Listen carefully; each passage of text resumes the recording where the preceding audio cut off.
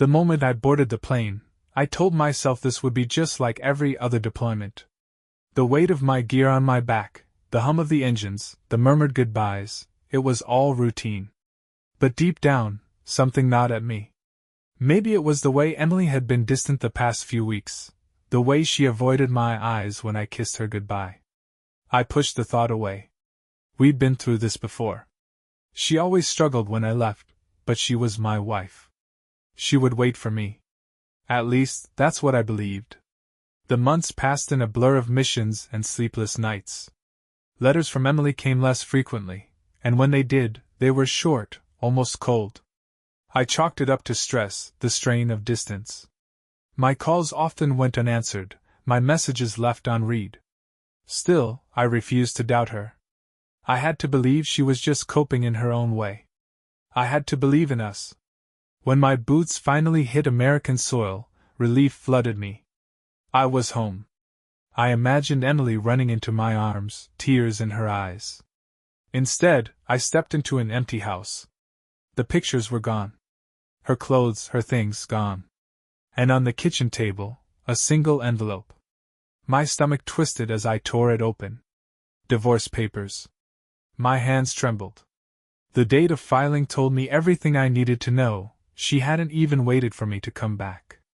And then, the final blow. A text from an unknown number, a single line that shattered everything. She's with me now. Don't bother looking for her. The worst was yet to come. I stood frozen in the kitchen, my mind struggling to process the betrayal. My heart pounded as anger and disbelief warred within me. I dropped the papers on the counter and took a shaky breath. This couldn't be real. Emily, my wife, the woman I had trusted with everything, had walked away without a word. And now, some stranger had the audacity to rub it in my face? I forced myself to move, to check the house more thoroughly. Maybe she had left something, anything, that could explain this. But the more I looked, the clearer it became. She had planned this well. Clothes gone.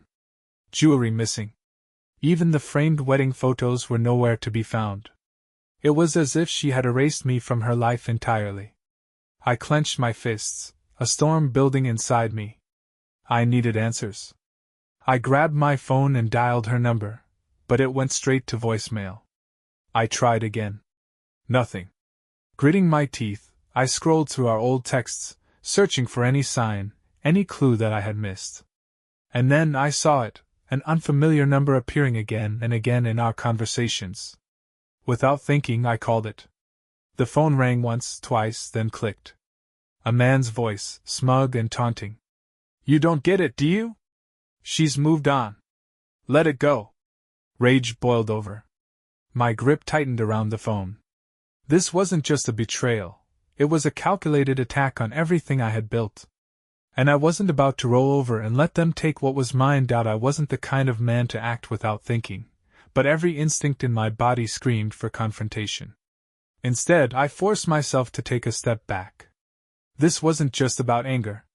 It was about survival. I wasn't about to let some stranger dictate the end of my marriage, my home, or my future. First, I needed proof. Emotion wouldn't win in a courtroom, and I knew Emily well enough to suspect she had a plan in place. I had seen enough men in my unit come home to this kind of disaster. Some lost everything because they let their emotions take control. I wouldn't be one of them. I spent the next few hours digging through bank statements, phone records, and anything else I could access. What I found made my stomach turn. Unfamiliar transactions, withdrawals from our joint account, expensive hotels, and dinners, money spent while I was overseas. My jaw clenched as I pieced it together. She had been seeing him for months. I took screenshots, printed documents, and compiled everything into a folder. If she wanted to play dirty, I would be ready. Next, I called an old friend, James, a fellow soldier turned private investigator. If anyone could get to the bottom of this, it was him. When he picked up, I skipped the pleasantries. I need your help, I said, my voice hard. I need to know everything about the man who took my wife. James didn't hesitate. Send me whatever you have. I'll start digging. I emailed him the phone number, and the financial records I'd gathered. Every second that passed felt like an eternity. I paced the living room, my mind racing through every possible scenario. I wasn't just dealing with a cheating wife. I was dealing with a betrayal that ran deep, one that could cost me everything if I wasn't careful. A few hours later, my phone buzzed. James had results. "His name's Ryan Carter," James said.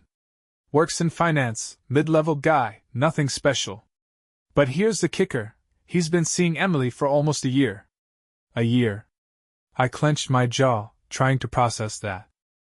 I had been thousands of miles away, putting my life on the line, while she was playing house with someone else. "There's more," James continued. "He's been spending money like crazy. Fancy restaurants, trips on your dime.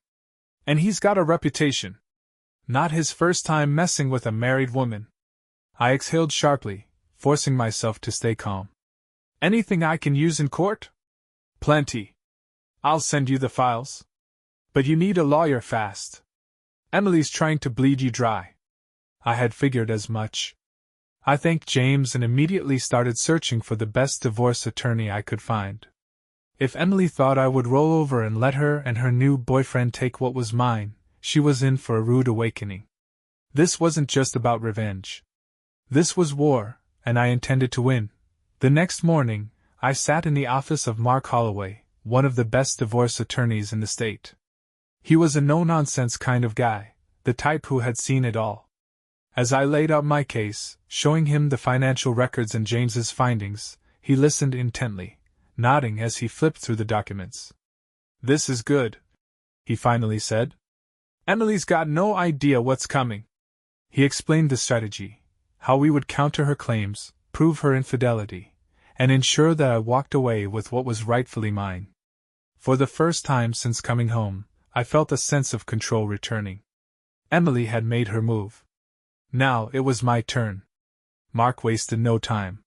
He filed the response to Emily's divorce petition that same day, attaching the evidence of her affair and financial misconduct. With everything we had, she wouldn't just lose her claim to my assets, she could face legal consequences for misusing our joint funds. Now, it was a waiting game. Emily had no idea that I was coming at her with everything I had, and when she found out, I wanted to see the look on her face. Days passed in tense silence. Then, Emily finally reached out, a brief, cold email from her lawyer, demanding mediation. She was panicking. She hadn't expected me to fight back. And I was just getting started. Mark and I discussed our approach. He advised me to remain calm, composed, and let the evidence speak for itself. I agreed. The last thing I wanted was to give Emily any leverage by losing my temper. She had already underestimated me once. I wouldn't let it happen again. The day of mediation arrived. I walked into the conference room, my heart pounding but my expression unreadable. Emily sat across from me, dressed immaculately, her face a carefully crafted mask of indifference. But I knew her too well. The way her fingers fidgeted with her bracelet, the slight tension in her jaw, she was nervous. Her lawyer, a smug-looking man in an expensive suit, started with pleasantries before getting straight to the point. "My client is willing to settle amicably. She requests half of all marital assets, including the house." I almost laughed. Half? After what she had done? Mark remained unfazed. He slid a folder across the table. "We have documented proof of your client's infidelity and financial misconduct. She has no legal ground to demand half of anything." Emily's lawyer hesitated, flipping through the pages. His confidence wavered. Emily's face paled. She hadn't expected this much evidence against her. "We are prepared to take this to court," Mark continued. "But I doubt your client wants to be publicly exposed for adultery and fraud. So here's our counteroffer. She leaves with what she came in with, nothing more." Emily's eyes flared with anger, but she stayed silent. Her lawyer cleared his throat. "We'll need time to review this." Mark nodded. "Take all the time you need. Just know that the longer this drags on, the worse it gets for your client." As I walked out of the building, I finally felt it, the first real taste of victory. Emily had played her game, and now she was losing. And I was ready to watch her fall. A week passed before we heard back. Emily's lawyer sent over a counteroffer, one that was still laughably greedy. She wanted a lump sum payout and partial ownership of the house, claiming she had contributed emotionally and financially to the marriage. Mark smirked as he read through it. They're desperate. I shook my head. We're not giving her a cent. We sent a firm response: no settlement, no payouts. She could either accept our terms or face a brutal court battle. And that's when things took a turn. Late one night my phone buzzed. An unknown number. I answered, and a familiar voice came through the line. You really think you're going to win this? It was Ryan, Emily's new boyfriend. I clenched my jaw. I don't think I know. He chuckled. You're making this harder than it needs to be. Just give her what she wants, and we'll be done with it. I laughed coldly. That's not how this works, Ryan. You don't get to steal my wife and my money. He sighed. All right. Have it your way. But you should know, Emily isn't as innocent as she seems. Maybe you should ask her about some of the things she did before you left. The line went dead before I could respond. My gut told me he wasn't just taunting me, he was warning me. But about what? Ryan's words echoed in my head for days. What had he meant? What else had Emily done? I couldn't shake the feeling that there was more to uncover. If she had been lying about the affair, what else had she been hiding? I called James. I need you to dig deeper. I don't care what it takes. Find out everything you can about Emily in the last 2 years. James didn't ask questions. Give me a day. That night, sleep was impossible. Memories flooded my mind, little moments I had overlooked. The sudden withdrawals from our account before I left. The way she had been distracted during my last weeks at home. Had she been planning this betrayal all along? By the next evening, James called me back. I found something, he said, his voice serious. And you're going to want to see it in person. We met at a small diner outside town. James slid a folder across the table. She wasn't just cheating with Ryan. There were others before him. And something worse. I opened the folder and felt my stomach drop. Photos. Emails. Receipts. She had been funneling money from our account into another one I had never known about. Thousands of dollars gone. And then, the worst part.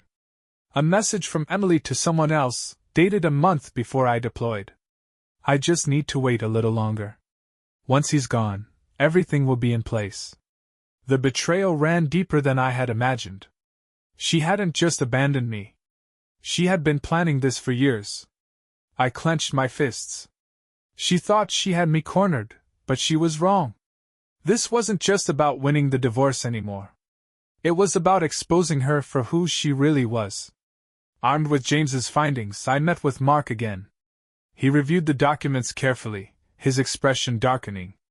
This changes everything. We had enough evidence to not only win the divorce case but also potentially press charges for fraud. Emily had stolen from me, premeditated her betrayal, and left a trail of deception. Mark immediately filed motions to freeze her hidden accounts and subpoena bank records. Within days, Emily and her lawyer were scrambling. The judge ruled in our favor, denying all her claims to my assets and ordering an investigation into her financial misconduct. The final hearing was brutal. Emily looked defeated, her confidence shattered. Her lawyer tried to argue, but the evidence was undeniable. In the end, the judge ruled in my favor. I kept everything, and she walked away with nothing. Not a cent. Not the house. Nothing. As I stepped out of the courthouse, the weight on my shoulders lifted. I had fought, endured, and won. Emily had thought she could destroy me, but instead, she had destroyed herself. For the first time in a long time, I felt free. The past was behind me. It was time to rebuild, to move forward. And this time, I would do it on my terms.